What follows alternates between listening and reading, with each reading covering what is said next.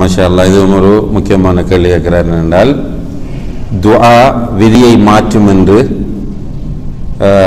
ஒரு ஹதீஸ் வருகிறது. விதியை துஆ மாற்றும் என்று. அப்போ தாயின் வயிற்றில் இருக்கும் போது நமக்குரியதெல்லாம் எழுதப்பட்டிருந்தால் எப்படி துஆ செய்தால் மாற்றம் ஏற்படும். முதல் விஷயம்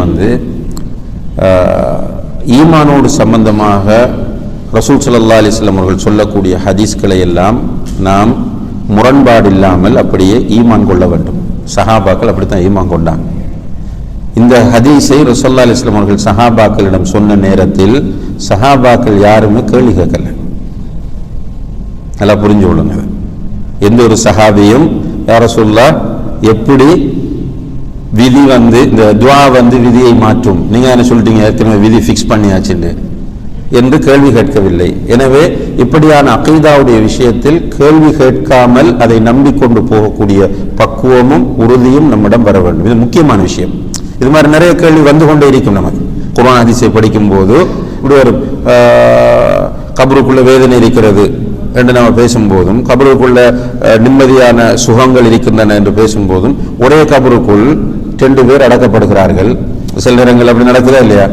ஒருவர் பாவியா இருக்கிறார், இன்னும் ஒருவர் நல்லவராக இருக்கிறார். அது எப்படி ஒரே டைம்ல ஒரு ஆளுக்கு சுவர்க்கத்தின் வாசல், இன்னும் ஒரு ஆளுக்கு நரகத்தின் வாசல் ஒரே கபருக்குள்ள எப்படி சாத்தியம்னு கேட்டால் இதுக்கெல்லாம் நம்ம பதில் சொல்ல முடியாது, கேள்வி கேட்கவும் கூடாது.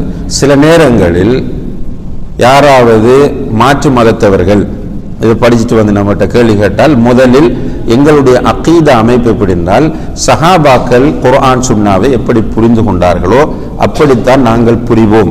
இதான் எங்களுடைய ஈமான் என்பதை சொல்லிட்டு நீங்க கேள்வி கேட்கறதுக்காக நான் ஒரு பதில் சொல்றேன் என்று இதை சொல்லலாம். அறிஞர்கள் குறிப்பிடுறாங்க என்றால்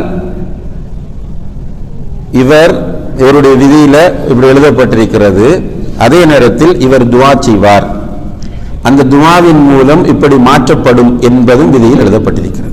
விளங்க சொல்றது, அவருடைய விதியில் எழுதப்படும் போது இவர் துஆ செய்வார், அந்த துஆவின் மூலம் அவருடைய இந்த நிலை மாற்றப்பட்டு இப்படி நடக்கும் என்பதும் ஏற்கனவே விதியில் எழுதப்பட்டிருக்கும். இப்படித்தான் இதை புரிந்து கொள்ள வேண்டும் என்று உலமாக்கள் இதற்கு விளக்கம் சொல்கிறார்கள்.